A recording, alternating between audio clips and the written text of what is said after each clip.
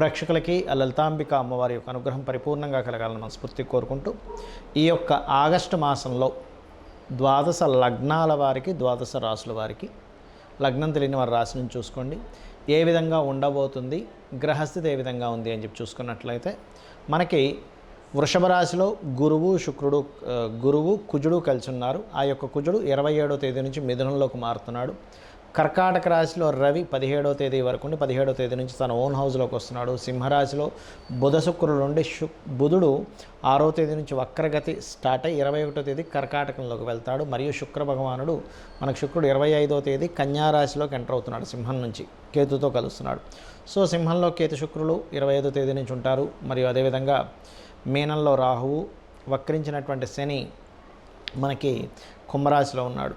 ఈ యొక్క గ్రహస్థితిని అనుసరించి ద్వాదశ లగ్నాల వారికి ఏ విధంగా ఉంది, ఏ పరిహార మార్గాలు చేసుకోవాలి, ఏ విషయాల పట్ల జాగ్రత్తగా ఉండాలనేటువంటి విషయం మనం ఇప్పుడు తెలుసుకుందాం.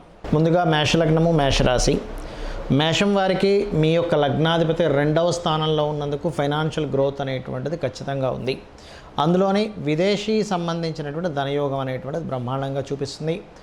అయితే ఇక్కడ 6వ తేదీ నుంచి ఎప్పుడైతే మీ 3వ అధిపతి 5వ స్థానంలో ఉంటూ వక్రించాడో, ఆ వక్రగతి అనేటువంటిది ప్రత్యేకంగా మీకు ఎటువంటి ఫలితాలను ఇవ్వనుంది ఏమిటి అని చెప్పి చూసుకున్నట్లయితే, ఆ యొక్క వక్రగతి మీడియేటింగ్ ద్వారా ధనయోగాన్ని క్రియేట్ చేస్తుంది. మధ్యవర్తిత్వం మూలంగా ఏదైనా ప్రాపర్టీ మీడియేటింగ్, అదేవిధంగా ఆ డాక్యుమెంట్స్ అవి కాస్త చెక్ చేసుకుని ముందుకు వెళ్తూ ఉండాలి.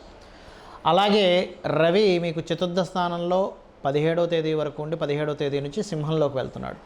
కాబట్టి ఈ కాంబినేషన్ ఎప్పుడైతే రవి కర్కాటక సింహరాశుల్లో అక్కడ ఉండేటువంటి కాంబినేషన్లో శుక్రబుధుల్ని కలుస్తున్నందుకు ఇన్సూరెన్సెస్ మూలంగా కలిసి రావడము, కొన్ని పిహెచ్డీస్ లేనట్లయితే కొన్ని చూడండి, ఒక్కోసారి మనం ఏదైనా ఒక ప్రయోగం చేస్తాం, రీసెర్చెస్ చేస్తూ ఉంటాం, తద్వారా కలిసి రావడం అనేటువంటి చాలా స్పష్టంగా గోచరిస్తుంది.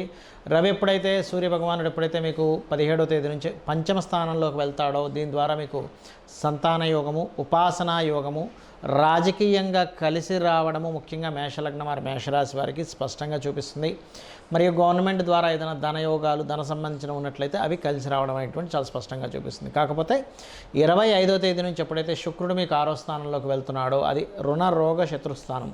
అంటే స్త్రీలతో అనవసరంగా 25వ తేదీ నుంచి కొంచెం గొడవలు అయ్యేటువంటి ఛాన్సెస్ కనిపిస్తున్నాయి. లేకపోతే ఎవరికైనా మీరు అప్పు ఇవ్వడం ద్వారా ఇబ్బంది పడతారు. కాబట్టి 25వ తేదీ నుంచి స్త్రీ సంబంధించినటువంటి విషయాల పట్ల కాస్త జాగ్రత్తగా ఉండండి.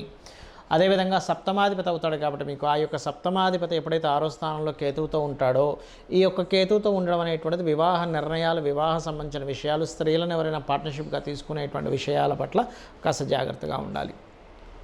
ఇక దశమ స్థానాధిపతి దశమ స్థానంలోకి వెళ్తున్నందుకు ఉద్యోగ అవకాశాలు బ్రహ్మాండంగా వస్తాయి, అందులో ఎటువంటి సందేహం లేదు.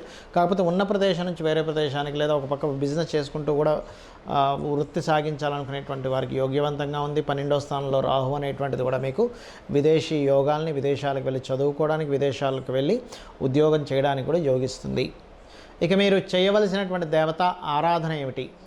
ముఖ్యంగా మీకు పంచమ స్థానంలోకి ఎప్పుడైతే 17వ తేదీ నుంచి వస్తున్నాడో, సూర్య ఉపాసన 17వ తేదీ నుంచి మీరు ఎంత చేస్తే సహజంగానే మీ లగ్నం వారికి సూర్య ఉపాసన అనేటువంటిది అద్భుతమైన ఫలితాలు ఇస్తుంది. అయితే ఈ 17వ తేదీ నుంచి రవి అక్కడికి వెళ్ళడం ద్వారా మరింత మంచి ఫలితాలని ఇవ్వనున్నాడు, ఇది గుర్తుపెట్టుకోండి. అదేవిధంగా 25వ తేదీ తర్వాత ఒక్కసారి మీకు వీలుంటే ఉలవలు, బొబ్బర్లు దానంగా ఇవ్వండి. 25వ తేదీ తర్వాత నుంచి కాస్త ఈ అనవసరంగా ఈ యొక్క స్త్రీ మూలకంగా స్త్రీ శాపం ఎవరికైనా ఉన్నట్లయితే జన్మజాతకంలో వాళ్ళకి ఇంకా ఎక్కువ ఎఫెక్ట్ ఉంటుంది దీనివల్ల.